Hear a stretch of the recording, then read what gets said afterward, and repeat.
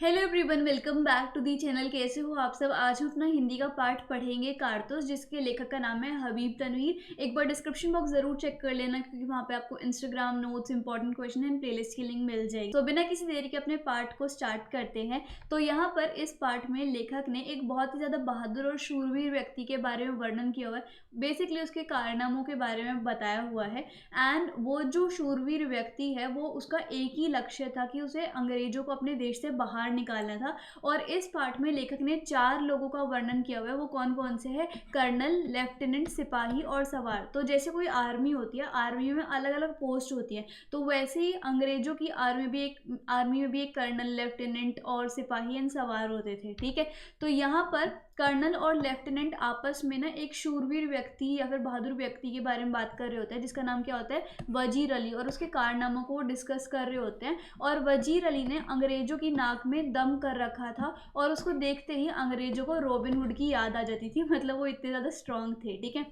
फिर colonel lieutenant को सादत अली के बारे में बताते हैं। सादत अली कौन होता है? वजीर अली के चाचा। ठीक है। और वजीर अली के चाचा के बारे में बताता हुआ वो कहता है कि वजीर अली जब पैदा हुआ था, तो वो जो सादत अली है वो बहुत ज़्यादा दुखी था उसके पैदा होने से। फिर बाद में जो सादत अली है ना, वो बेसिकली अवध के सिंहासन पे राज करता था, लेकिन अंग्रेज उसका सिंहासन ना छीने, तो इसलिए वो अंग्रेजों का मित्र बन गया था। और उसने अपनी अंग्रेजों को आधी दौलत भी दे दी थी, साथ में 10 लाख रुपए भी दे दिए थे। ठीक है। फिर उसके बाद लेफ्टिनेंट को जब पता चला कि हिंदुस्तान के बहुत से राजा, बादशाह और नवाब जो है वो अफगानिस्तान के नवाब को इनवाइट कर रहे हैं ताकि वो दिल्ली पर हमला कर दे, इसलिए लेफ्टिनेंट की बातों को सुनकर कर्नल कहते हैं कि अगर ऐसा हो गया ना, तो कंपनी ने जो कुछ भी हिंदुस्तान में हासिल किया वो सब कुछ गंवाना पड़ जाएगा। तो ऐसा होना नहीं चाहिए। ठीक है। कर्नल की बातों को सुनकर लेफ्टिनेंट कर्नल से कहता है कि वजीर अली की आज़ादी जो है ना, वो अंग्रेज़ों के लिए अच्छी नहीं है। अंग्रेज़ों के लिए ये चीज़ खतरे में है। ठीक है।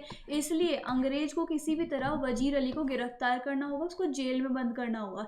कर्नल कहता है तभी तो हमारी पूरी फौज लगी हुई है वजीर अली को ढूंढने के लिए। ठीक है। उसका पीछा कर रही है, क्योंकि वजीर अली जो है वो उनको सालों से धोखा दे रहा है। वो छिपता हुआ घूम रहा है और हमारे हाथ में वो लग नहीं रहा। और अगर उसको ऐसी आज़ादी मिले हुई वो घूमता रहा, तो बहुत ज़्यादा दिक्कत हो जाएगी, हमें हिंदुस्तान से सब कुछ गवा के भागना पड़ेगा। ठीक है। तो वजीर अली बहुत ही ज़्यादा बहादुर आदमी है। वजीर अली ने कंपनी के, जो ईस्ट इंडिया कंपनी थी अंग्रेज़ों की, उसके एक वकील की हत्या भी कर दी थी। ठीक है।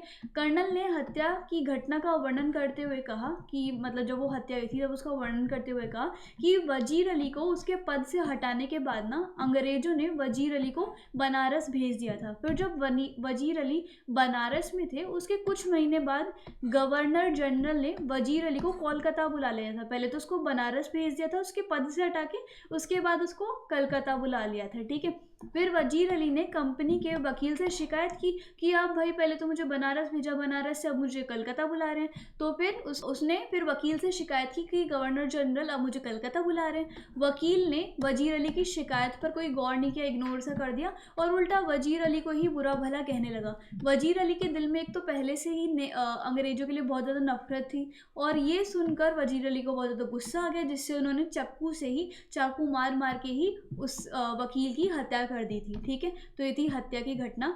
फिर कर्नल जो है वो लेफ्टिनेंट को समझाता है कि वजीर अली जो है ना, वो किसी भी तरह नेपाल पहुंचना चाहता है। अब वो नेपाल क्यों पहुंचना चाहता था? क्योंकि वो एक षड्यंत्र रच रहा था। कौन?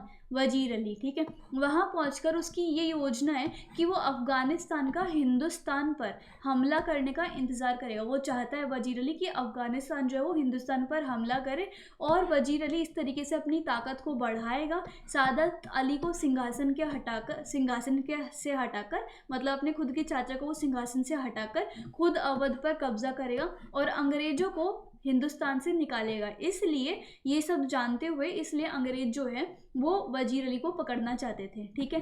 अंग्रेजी फौज और नवाब सादत अली खान के सिपाही बहुत ही सख्ती से वजीर अली का पीछा कर रहे थे कि किसी भी तरह ये पकड़ में आ जाए। अंग्रेजी फौज को पूरी जानकारी है कि वजीर अली जंगलों में ही कहीं पे छुपा हुआ है, इसलिए वो जंगलों के ही चक्कर काटते थे।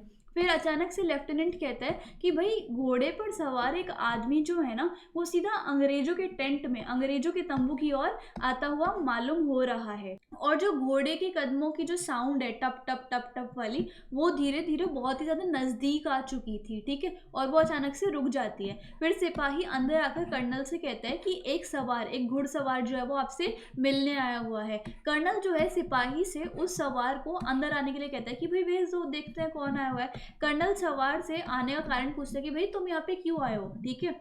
फिर सवार जो है कर्नल से कुछ कारतूस मांगता है। कारतूस क्या होती है, जो बंदूक के अंदर वो छोटी छोटी गोली नहीं होती, वो होती है बेसिकली कारतूस। तो वो जो घुड़सवार होता है वो कर्नल से कारतूस मांगकर कहता है कि वो वजीर अली को गिरफ्तार करना चाहता है, ठीक है। फिर उसके बाद ये सुनकर कर्नल जो है वो सवार को 10 कारतूस दे देता है। और जब सवार से नाम पूछा कि भाई तुम्हारा नाम क्या है वो तो बताओ, तब सवार जो है वो अपना नाम बताता है और वो क्या कहता है कि मैं हूँ वजीर अली, ठीक है। और कर्नल ने उसे कारतूस दिए हैं, इसलिए अब उसकी जान को बख्श रहा है कि तूने मुझे 10 कारतूस दी, इसलिए मैं तेरे को बख्श रहा हूँ, ठीक है। इतना कहकर वजीर अली जो बाहर चला जाता है। घोड़े के तापों की आवाज़ों से लगता है कि अब वजीर अली जो है वो घोड़े को ऐसे तुक तुक तुक तुक करके बहुत ज़्यादा दूर निकल जाता है। इतने में लेफ्टिनेंट अंदर आता है, क्योंकि पहले ना सवार ने क्या किया था, उसको बोल दिया था कर्नल को कि मैं तुमसे एकांत में कुछ बात करना चाहता हूँ, ठीक है। तो लेफ्टिनेंट जो है फिर वो अंदर आके पूछता है और कर्नल से पूछता है कि वो सवार कौन था। तो कर्नल कहता है आपने आप तो कर्नल जो है वो अपने आप से कहता है कि वो एक ऐसा सिपाही था जो अपनी जान की परवाह नहीं करता। और ये जो कर्नल है वो खुद, उसने आज देख लिया है कि वो कितने ज़्यादा बहादुर और शूरवीर व्यक्ति हैं, ठीक है। तो इस तरीके से हमारी जो पूरी कहानी है वो खत्म होती है। आई होप आपको एक्सप्लेनेशन अच्छी लगी होगी। So if you like the video and explanation then please like share comment and subscribe the channel. Thank you so much.